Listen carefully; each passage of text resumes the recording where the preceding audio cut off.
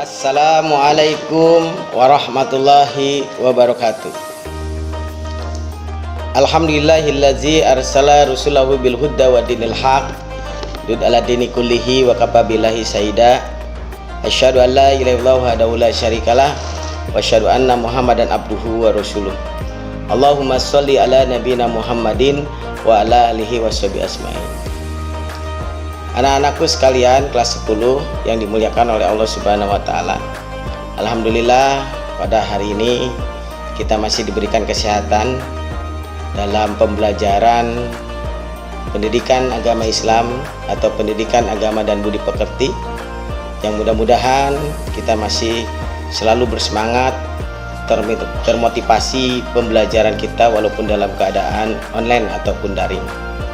Anak-anakku sekalian, alhamdulillah kemarin Bapak sudah memberikan materi bab pertama tentang iman kepada Allah, tentang Asmaul Husna atau aku dekat bersama Allah.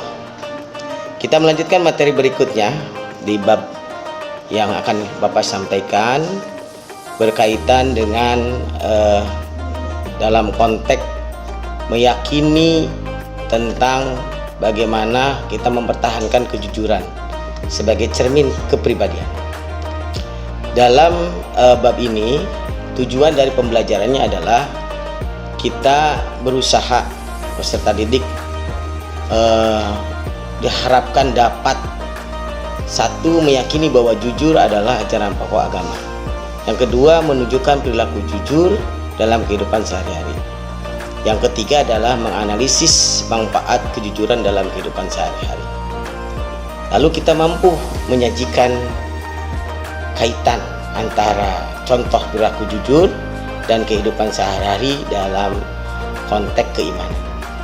Oke, sebelum belajar marilah kita berdoa kepada Allah dengan membaca raditu billahi robba wa bil islami dina wa bil muhammadin nabiyya wa rasulah rabbi jikni ilma wa jikni fahman. Bagaimana kita memahami makna jujur? Pertama, kita harus paham dulu pengertian jujur. Jujur dalam kata atau dalam bahasa Arab dikatakan asidku. Asidku itu apa? Asidku itu benar, nyata, atau berkata benar. Lawan kata dari kata benar adalah dusta atau kadzib dalam bahasa Arabnya. Nah, secara istilah makna jujur atau asidku kesesuaian antara sebuah ucapan dengan perbuatan. Yang kedua, kesesuaian antara informasi dan kenyataan. Yang ketiga adalah ketegasan dan kemantapan hati. Lalu yang keempat, sesuatu yang baik yang tidak dicampur adukan dengan kedustaan.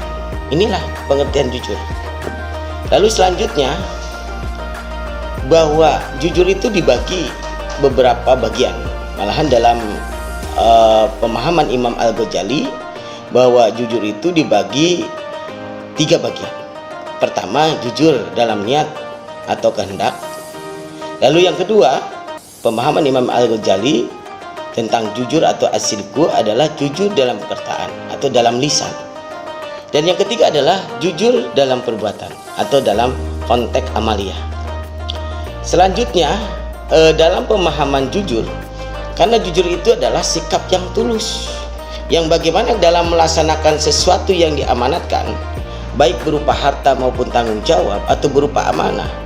Orang yang melaksanakan amanat itu disebut al-amin. Gelar al-amin itu hanya diperoleh kepada Nabi Muhammad SAW. Berarti orang yang terpercaya, orang yang jujur. Tapi spirit semangat ini harus tumbuh dari spirit Nabi Muhammad yang mempunyai gelar al-amin kepada kita sebagai umat Islam. Sehingga insya Allah amanat yang dinamakan dengan kejujuran itu terus akan tumbuh di umat Nabi Muhammad SAW. Anak-anakku sekalian kelas 10 yang dirahmati oleh Subhanahu wa taala, di antara faktor yang menyebabkan Nabi Muhammad SAW berhasil akan membangun masyarakat Islam adalah karena sifat-sifat yang akhlaknya yang sangat terpuji. Salah satunya sifat yang menonjol adalah asidku, adalah kejujurannya, sehingga sejak masa kecil sampai akhir hayatnya, sehingga dia pun sangat dipercaya, sehingga orang-orang yang ada di sekitarnya di zaman Nabi Muhammad SAW, mereka percaya kepada Rasulullah, maka mereka diberikan gelarlah Rasulullah oleh mereka, yaitu dengan Al-Amin. Anak-anakku sekalian yang dirahmati Allah Subhanahu wa Ta'ala, bagaimana dasar hukum tentang perintah berlaku jujur? Ini di Quran dalam surat Al-Maidah ayat 8 dikatakan, wahai orang-orang yang beriman, jadilah kamu sebagai penegak keadilan, karena Allah ketika menjadi saksi dengan adil. Dan janganlah kebencianmu terhadap suatu kaum mendorong kamu untuk berlaku tidak adil. Berlaku adillah, karena adil itu lebih dekat kepada takwa, dan bertakwalah kepada Allah. Sungguh Allah maha teliti terhadap apa yang kamu kerjakan.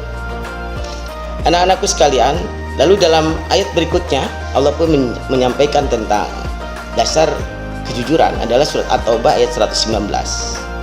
Ya ayyuhallazina amanu taqullaha wa kunu ma'as shadiqin. Wahai orang-orang yang beriman, bertakwalah kepada Allah Subhanahu wa Ta'ala, dan bersamalah kamu dengan orang-orang yang benar. Anak-anakku sekalian, marilah kita sama-sama mampu berperilaku jujur dalam kehidupan kita sehari-hari. Mudah-mudahan apa yang Bapak sampaikan di pembelajaran hari ini, insya Allah akan menumbuhkan kita untuk terus berupaya mengubah karakter-karakter akhlak kita yang tadinya tidak jujur menjadi jujur. Mudah-mudahan bukan hanya untuk kalian saja, mudah-mudahan Bapak juga menyampaikan, berusaha untuk terus menggali diri kita agar berusaha menjadi akhlak yang baik sesuai akhlak Rasulullah SAW. Itu saja yang perlu saya sampaikan. Nanti Bapak akan melanjutkan materi yang masih ada kaitan dengan kejujuran, karena video pembelajaran ini sangat terbatas. Bapak menyampaikan yang penting-pentingnya saja.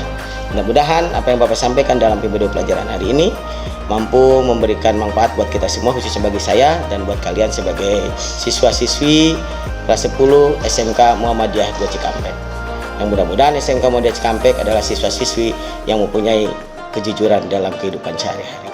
Itu saja, kita tutup dengan membaca Allahumma arinal haqqo haqqo warzuqna tiba'ah wa arinal batila batila warzuqna tinabah.